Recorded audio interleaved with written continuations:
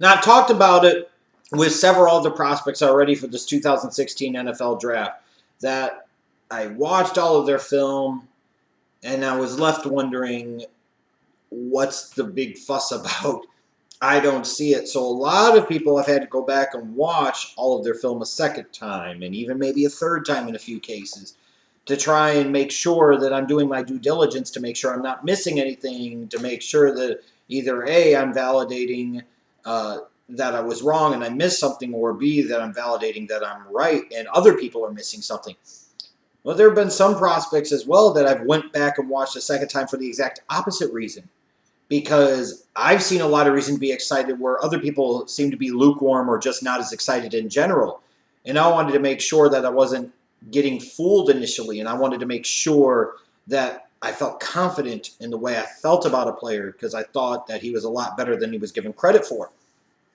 And in this case, a guy that the first time I saw him, he impressed me. And frankly, the second time I went back and watched him, he impressed me even more. It really makes me wonder why more people haven't jumped on his bandwagon is Jonathan Bullard.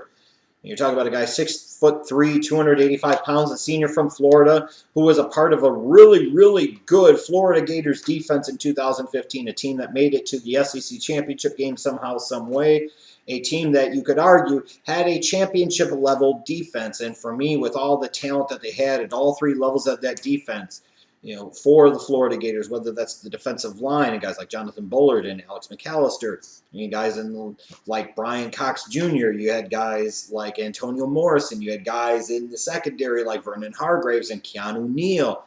To me, it was Jonathan Bullard that was the best of the bunch, and it might just be my opinion and my opinion alone.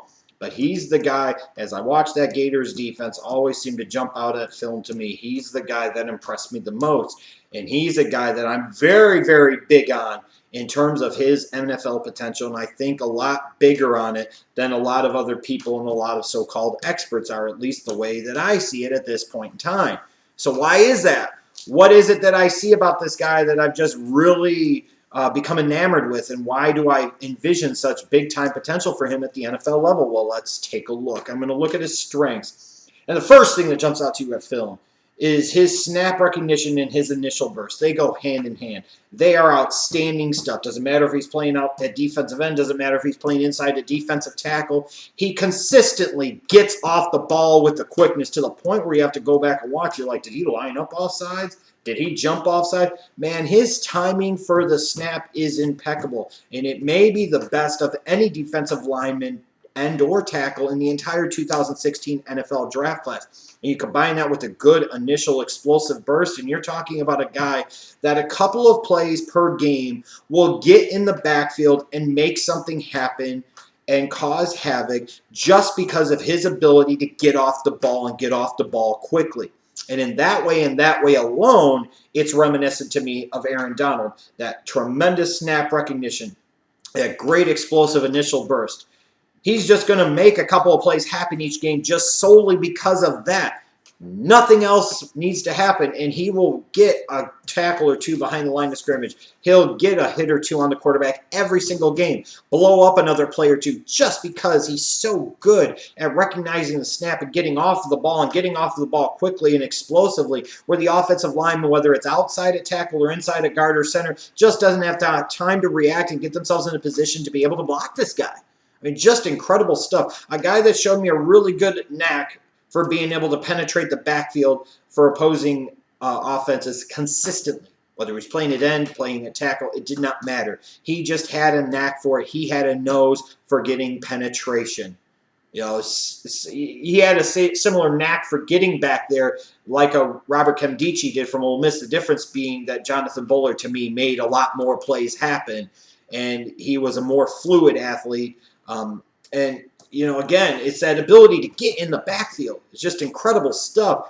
Really, really versatile player. A guy that played all over the place in Florida in their defensive line. He played some left end, right end, nose tackle, 3 technique. He played sometimes if they ran a 3-4 alignment, he was playing the nose, he was playing the end. I mean, he played all over the place. And that versatility in some ways could create some questions about him at the NFL level. We'll talk about that in a moment. But it also could be a really big asset, a really big strength, because teams have seen him out of multiple looks, multiple defensive formations and see a guy that can play in a 4-3 or even a 3-4. Really good run defender. I think people sleep on just how good of a run defender he is. Really good football awareness in my mind. A guy similar to what I talked about with Jerron Reed in terms of having a knowledge and an understanding of where the ball is, where he needs to be, where the ball is going. Gets his hands up in the passing lane. Has a knack for not just paying attention to his one-on-one fight. He's got a guy with the ability to be able to watch the ball and see where the ball is going and have a good feel for where the ball is going. And once he gets there, he's a really, really good tackler. I mean, a very, very solid tackler. And he can make some big hits on top of that. I love watching this guy. And the more I watch him, the more I really, really like him. And the more I'm really, really impressed by him. And I'm surprised more people don't really like him or aren't really impressed by him. Maybe it's because of all the attention that Vernon Hargreaves has gotten the past 2 years. Maybe it's because of some of the media hype for guys like Bosa and Noah Spence and Kemdichi and what have you. But to me, this guy has been criminally underrated in terms of just how much upside and potential he has for the NFL level.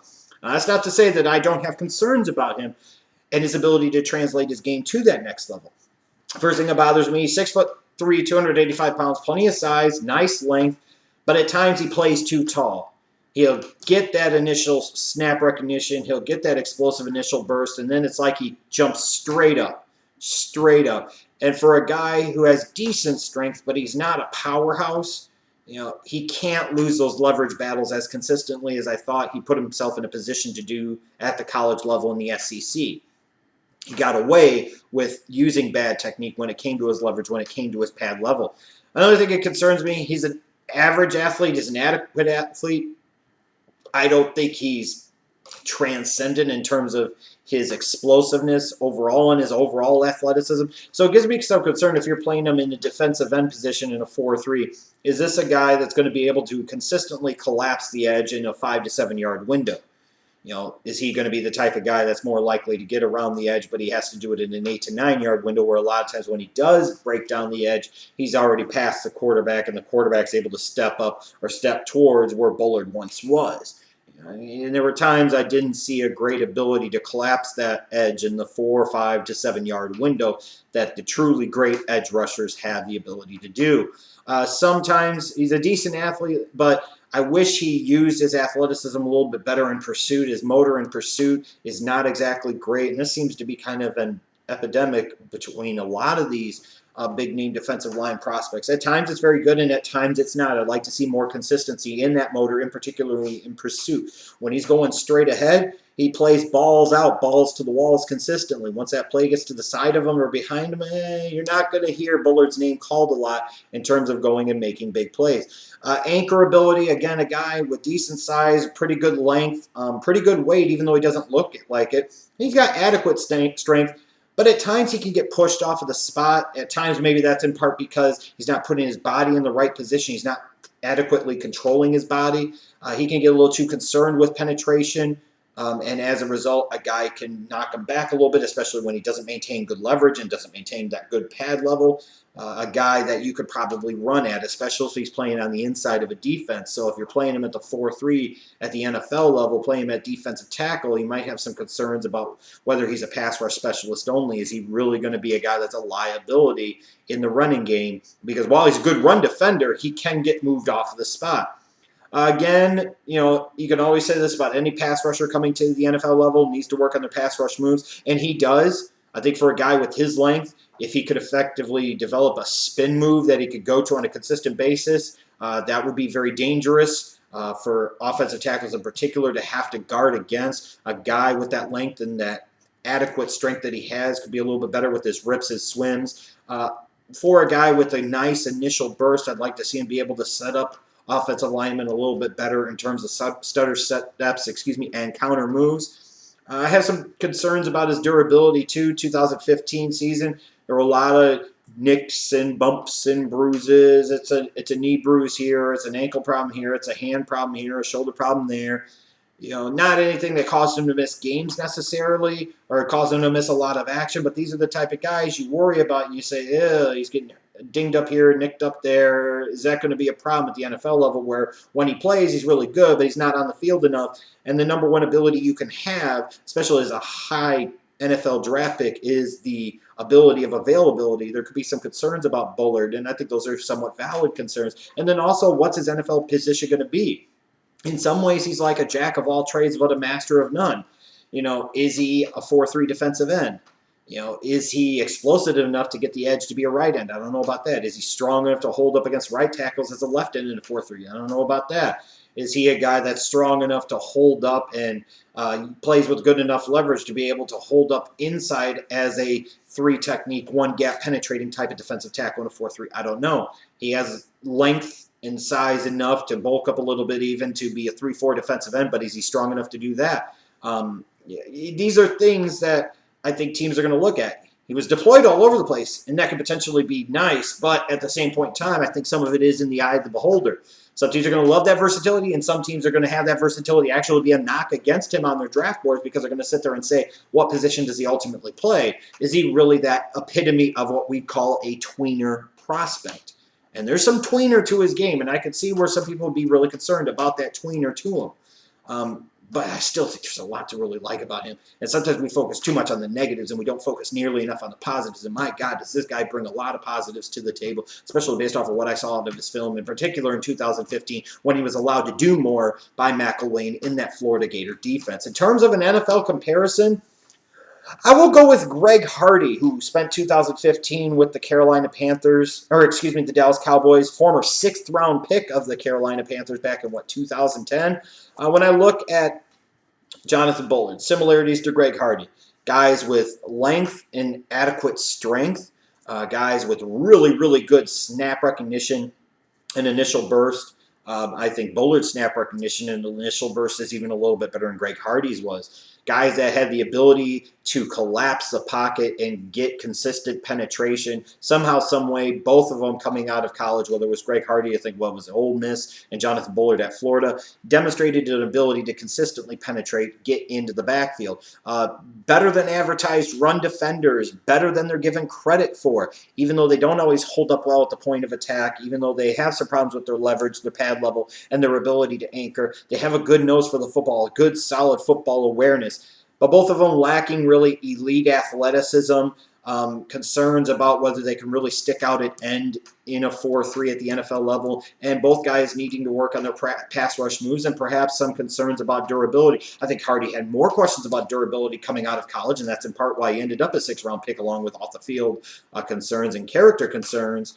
But Bullard's got some of those concerns to me as well. But overall, this is one of my favorite prospects in the entire 2016 NFL draft class based off of what I've seen so far. A versatile Swiss Army knife, jack-of-all-trades type of player against both the run and the pass. I think he is a 3-down player at the NFL level, and I think he could be a really damn good one.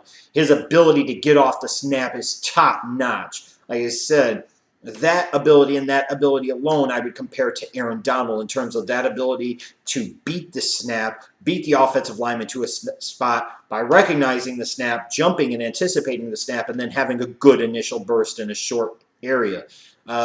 He needs work on his technique, though. Quite a bit of work on his technique, actually. I think at times, just because of physical superiority, he was able to get by even at the SEC level, and because of the fact he would line up all over the place, he could do different things. But he needs to get better in his technique, especially with this pad level, because a lot of times, like I said, as soon as he got off of the snap, if he didn't get initial penetration, he could have been in trouble sometimes because he would stand so far straight up, and he just really didn't demonstrate a great level of body control, and he could get pushed off of the spot.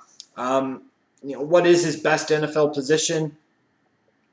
I think it's a 4-3 left end, and then you flip him inside in pass rush situations. That's where I think his ideal fit is. I think he could play as a defensive end in a 3-4. He would need to bulk up some.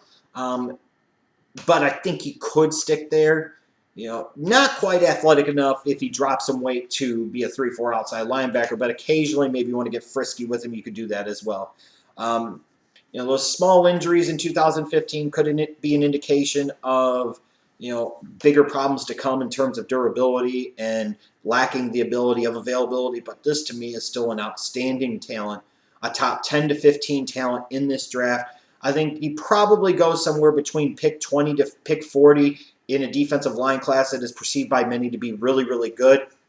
But in the grand scheme of things, when I'm projecting NFL upside, I think he has more NFL upside as a pass rusher and as a defensive lineman than Shaq Lawson, Emmanuel Ogbah, and dare I say, Joey Bosa.